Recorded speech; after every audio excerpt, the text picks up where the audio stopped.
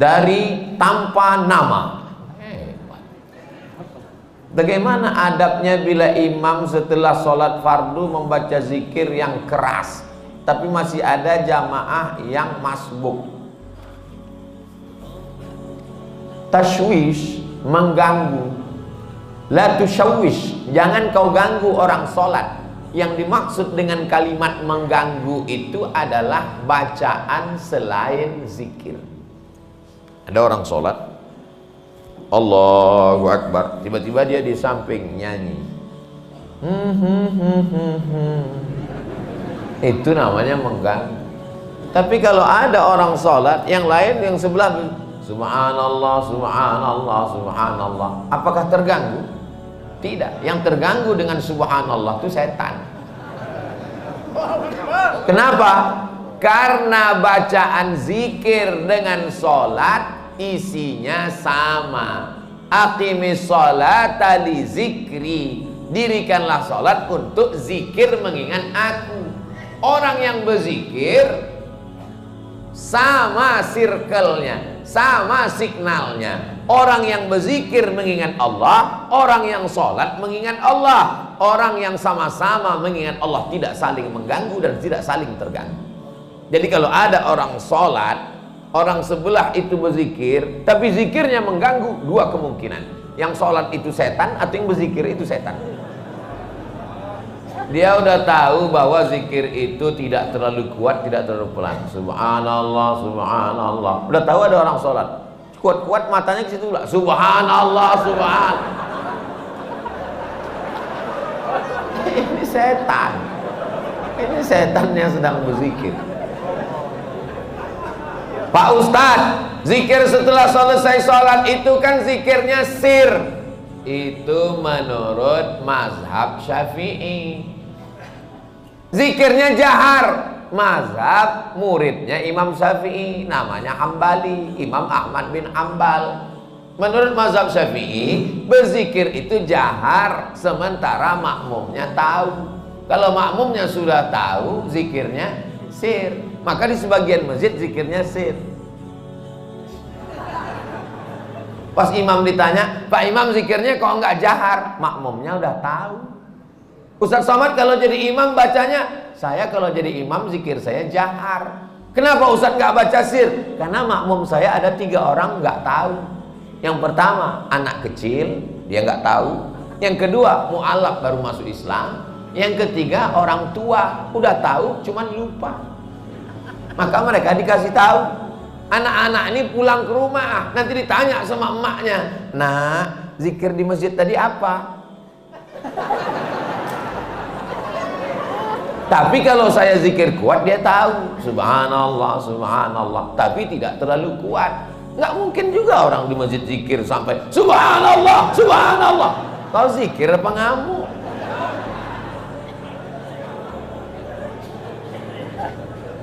Jadi yang paling bagus adalah khairul umuri awsatuha, sebaik-baik perkara pertengahan. La tajhar bi sholatika, jangan suaramu terlalu melambung. Wala tukhafit biha, jangan pula terlalu tersembunyi. Wabtaghi baina dzalika sabila, carilah jalan tengah. Subhanallah, subhanallah, subhanallah. Ustaz Somad ngomong katanya bersuara jangan terlalu melambung tinggi. Ustaz sendiri kalau ngomong tinggi, saya biasa aja, sound systemnya bagus. Ini masjid bagus. Saya dikasih nasihat sama ketua DNI, Dewan Masjid Indonesia. Tolong Ustaz Somad kalau ceramah itu di mana-mana kasih tahu supaya perbaiki sound system. Karena 80% fungsi masjid ada sound system. Suara imam dengan sound system, suara khatib dengan sound system, suara ustadz ceramah. Kadang kita mau pengajian suaranya nggak jelas. Ada jenis mikrofon itu ustadz itu suaranya seperti kumur-kumurnya.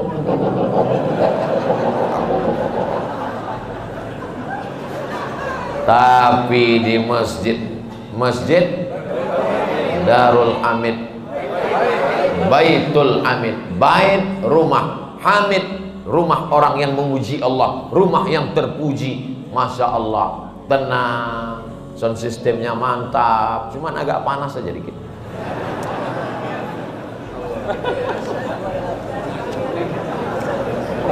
Negeri Bima memang luas. Pergi memancing ke Pulau Buru. Mengapa terasa panas? Karena Ustadz pakai baju baru. Assalamualaikum. Waalaikumsalam warahmatullahi wabarakatuh. Salam kenal Pak Ustadz. Salam kenal juga. Saya dari Saudi arah Bima. Ada orang sholat 60 tahun, tidak ada satupun sholatnya yang diterima, karena mereka tidak meluruskan ruku dan sujud. Ruku dan sujud yang bagaimana yang benar itu Pak Ustadz Somad? Irji ila salatika fa innaka lam tusalli. Ulangi sholatmu karena sholatmu tidak sah. Sahabat itu pun mengulangi sholatnya. Irji ila salatika fa innaka lam tusalli. Ulangi salatmu karena salatmu tidak sah. Sahabat itu pun mengulangi salatnya. Irji ila salatika fa innaka lam tusalli. Ulangi salatmu karena salatmu tidak sah. Dia pun mengulangi salatnya. 3 kali dia ulang. Akhirnya setelah dia ulang 3 kali, gimana yang benar itu ya Rasulullah? Kata Nabi, hatta tatma'inna raki'an. Kalau kau ruku, rukuknya tumakninah. Makna tumakninah 2. Yang pertama, ada tempo tenggat waktunya. Seminim-minimnya ruku, 1 kali tasbih. Subhana rabbiyal azimi wa bihamdih. Walaupun 1, tapi dibaca itu ada tumakninahnya. Subhana rabbiyal azimi wa bihamdih. Kenapa orang sholat nggak ada tumakninahnya? Seperti pohon bambu di tepi sungai ditiup angin. Karena nggak dibaca di mulut. Allah Akbar, Allahu Akbar, Allahu Akbar, Allahu Akbar, Allahu Akbar. Pas ditanya, kenapa kau sholat cepat betul? Maaf, nama saya Valentino Rossi, pembalap, pemuda berbadan gelap. Yang kedua, kenapa tidak ada tumakninah? Tidak benar rukuknya. Kalau diletakkan bejana di atas, tidak tumpah airnya. Diagak-agak demikian. Jangan terlalu tunduk ke bawah seperti kambing lapar dapat rumput. Jangan mendongak ke atas seperti kuda jantan melihat kuda betina, apalagi kuda liar. Maka dia harus diagak-agak, dikira-kira. Jadi makna tumakninah 2, gerakannya dan waktunya. Allahu Akbar. Subhana rabbiyal azim wa bihamdi. Subhana rabbiyal azim. Tidak terlalu menunduk ke bawah, tidak terlalu mendongak. Jangan rukuknya mendongak. Lalu kemudian sujud hatta tatma'inna sajidan. Kalau engkau sujud, sujudnya juga tumaknina. Ujung kaki 2, ujung lutut 2, tapak tangan 2, kening 1. Nggak ada orang keningnya 2. Menempel ke bawah. Ini kening. Apakah hidung juga wajib disentuhkan? Kening ke lantai wajib. Hidung mustahab, dianjurkan. Yang paling bagus hidung. Cuman beda kita dengan orang Arab. Orang Arab tuh nggak terlalu terpaksa, kena dia. Kita memang agak kita paksakan dia. Mohon maaf, yang pesek jangan tersinggung. Ini saya cerita tentang saya nih maksudnya. Jadi masalah hidung kena itu mustahab, dianjurkan. Bagaimana kalau orang pakai peci sampai keningnya tertutup? Ada orang pakai peci gitu. Makanya sebagian orang kadang kalau mau sholat dinaikkannya ke atas. Supaya menempel ke bawah. Afdolnya demikian. Bagaimana kalau ada orang keningnya tertutup? Maka sesungguhnya kain pada bagian tubuh yang menutupi tidak membatalkan sholat. Mana dalilnya? Karena ada seorang sahabat Nabi sedang sholat, dia ambil ujung jubahnya, dia tutupkan ke atas pasir, karena dia tidak mau keningnya menempel ke pasir karena panas, terik, nggak ada sajadah. Sholat dia, pas mau sujud, ujung jubahnya dia sujud di atas. Itu dalil boleh menempelkan ke kain yang menempel ke badan, tapi kurang afdal. Yang afdal adalah menyentuh. Begitu yang diajarkan Nabi.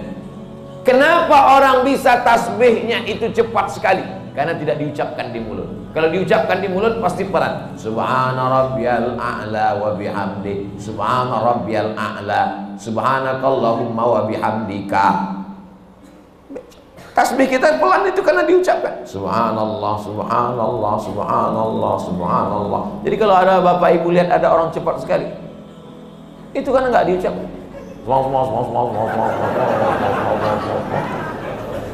Nggak diucapkan. Bahkan kata Syekh Ali Jum'ah, itu pakai nafas membantu lebih khusyuk. Diucapkan walaupun sholat zuhur dan asar.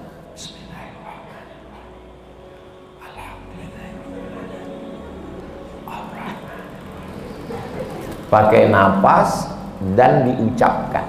Apakah Nabi itu kalau sholat mulutnya bergerak? Ditanya kepada sahabat Nabi namanya Khabbab ibnul Alf. Ya Khabbab, ya. Nabi itu kalau sholat mulutnya bergerak. Ya. Dari mana kamu tahu? Bittirabi lihiyatih. Aku lihat jenggot Nabi bergoyang. Kenapa jenggotnya bergoyang? Karena dagu dan rahangnya bergerak. Ini ada orang sholat mulutnya nggak bergerak sama sekali. Matanya aja yang bergerak. Sholat apa ini? Ini pertanyaan sederhana, tapi mengkoreksi lagi sholat kita. Yang tidak benar sholatnya karena tidak membaca. Dibaca, qiraah itu artinya membaca. Sedangkan orang yang baca mulutnya nggak bergerak itu namanya mutalaah. Itu beda dalam bahasa Arab. Kalau bergerak membaca, makanya qiraatul Fatihah membaca. Bismillahirrahmanirrahim. At-tahiyatul mubarakatus shalawatut thayyibat. Assalamu alayka ayyuhan nabiyyu wa rahmatullahi wa barakatuh. Wassalamu alayna wa ala ibadillahi shalihin. Asyhadu an la ilaha illallah wa asyhadu anna Muhammadan rasulullah. Allahumma shalli ala sayyidina Muhammad wa ala ali sayyidina Muhammad. Sampai fil alamin innaka Hamidum Majid. Allahumma ighfir li ma qaddamtu wa ma akhartu wa ma asraftu wa ma a'lantu wa ma asraftu wa ma ta'lamu bi minni antal muqaddim wa antal muakhir. La ilaha illa anta subhanaka inni kuntu minadh dhalimin. Allahumma inni a'udzubika min 'adzabi jahannam wa min 'adzabil qabri wa min fitnatil mahya wal mamat wa min syarri fitnatil masiihid dajjal. Allahumma a'inni 'ala dzikrika wa syukrika wa husni ibadati. Assalamualaikum warahmatullahi. Assalamualaikum warahmatullahi. Tumanina. Kalau tidak ada tumanina, kata Nabi, ulangi sholatmu karena sholatmu tidak sah. Mari kita jaga sholat kita lagi insyaallah.